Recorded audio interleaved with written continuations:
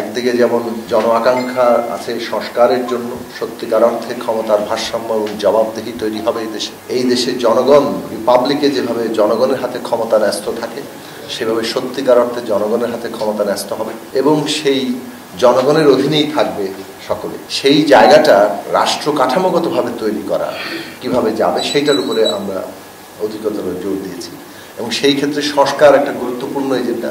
সংস্কারের ক্ষেত্রে যে প্রশ্নগুলো সবচেয়ে গুরুত্বপূর্ণ হয়ে আসবে এই লক্ষ্যটা অর্জন করার জন্য, অর্থাৎ সংস্কারের সেই সব প্রশ্নগুলোকে আমরা সর্বোচ্চ অর্জন করতে চাইব যাতে করে সত্যিকার অর্থে জনগণের একটা দেশ তৈরি হয়, জনগণের কাছেই সমস্ত ক্ষমতার কেন্দ্রটা থাকে এবং জনপ্রতিনিধিরা, রাষ্ট্র সরকার যারা চালাবেন তারা জনগণের কাছেই জবাবদিহি করতে বাধ্য হবে।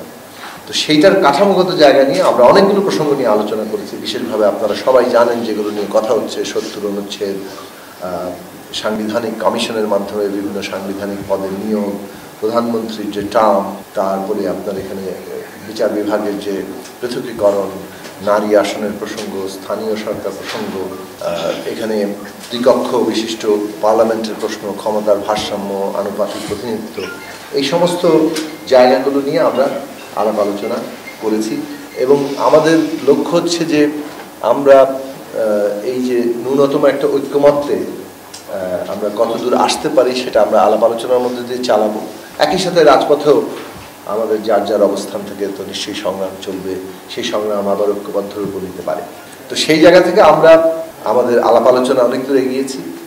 আমরা মনে করি যে আওয়ামী লীগের যারা এই হত্যাকাণ্ডের সাথে যুক্ত, গত ১৫ বছরের গুম, খুন, হামলা, মামলা, লুটপাট এবং সর্বশেষ জুলাই আগস্টের নির্বিচার যে হত্যাকাণ্ড, এর জন্য যারা দায়ী প্রত্যেককে বিচারের আওতায় আনতে হবে, তাদের দৃশ্যমান বিচার আমরা দেখতে চাই।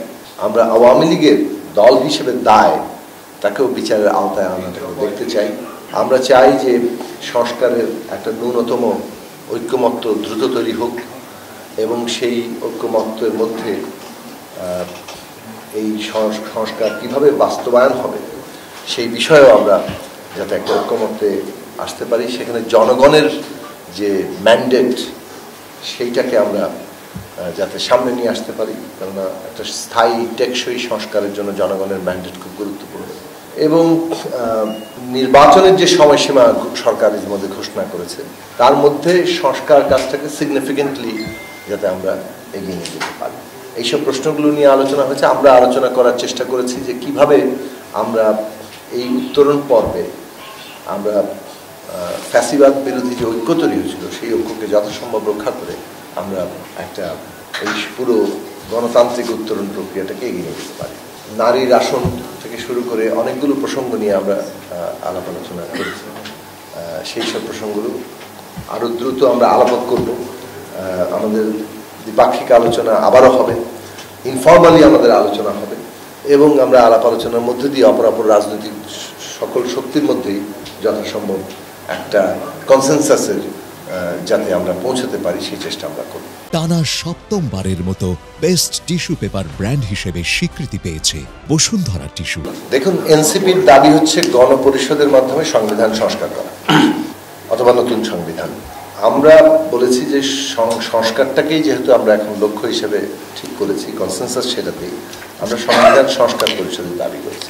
কিন্তু উভয় দাবির একটা ঐক্যের জায়গা হচ্ছে যে জনগণের ম্যান্ডেট নিয়েই সংবিধানটা বদলানো, যাতে করে এই যে সংস্কারটা করা হবে, যা পরিবর্তনটা করা হবে সেটা টেকসই। মনে রাখেন, সংবিধান কিন্তু জনগণের ইচ্ছা এবং অভিপ্রায়ের প্রকাশ, জনগণই কিন্তু প্রধান। ফলে জনগণের ম্যান্ডেট নিয়ে যখন সংবিধানের একটা সংস্কার হয় অথবা পুনর্লিখিত হয় অথবা নতুন করে তৈরি হয় তখন সেটা টেকসই হয়, ওটা আদালত কিন্তু বাতিল করতে পারে না। ফলে আদালতের যে দ্বারা আপনি ত্রয়োদশ সংশোধনী হয়েছিল, বাতিল হয়ে গেছে আদালত দ্বারা, ফলে পঞ্চদশ সংশোধনী এসছে, পঞ্চদশ সংশোধনী এখন আদালত বাতিল করে দিয়েছে। তো এখন আমরা যে কথাটা বারবার বলছি যে আদালতের কাজ সংবিধানের জনগণের ইচ্ছাকে সুরক্ষা দেওয়া, ফলে সেই দিক থেকে জনগণের ইচ্ছারই যে প্রকাশ আগামী সংবিধানটা হবে সেটা ওই ম্যান্ডেটের মধ্যে দিতে হবে। সেক্ষেত্রে এসেন্সের দিক থেকে আমাদের একটা মিল আছে। পার্থক্যের জায়গা আছে যে যতটুকু সেটা তো আমরা আরো আলাপ আলোচনা করব। নির্বাচনের সময়সীমা তো আমরা মানে বলেন এখানে আমি এনসিপি আমার মনে হয় যে আপনি বলেন, আমরা কিন্তু সরকার যে সময়সীমা দিয়েছে আমরা এটা বলেছি যে ডিসেম্বর হচ্ছে আর্লিয়েস্ট, জুন হচ্ছে ইয়ার। এখন ধরেন সরকারই তো ডিসেম্বরের কথা বলেছে, আমরা তো বলিনি। ডিসেম্বর থেকে যদি পেছায় তাহলে সরকার নিশ্চয়ই আমাদের একটা যৌক্তিক ব্যাখ্যা দিয়েছে কেন দরকার হচ্ছে সেটা, তখন আমরা সেটা নিয়ে কথা বলবো। বাট আমরা ডিসেম্বর থেকে জুনের মধ্যেই যে সময়সীমার মধ্যে নির্বাচনের কথা বলা হয়েছে, সেই সময়সীমার নির্বাচনের বিষয় নিয়ে আমাদের কোনো দ্বিমতের জায়গা নেই।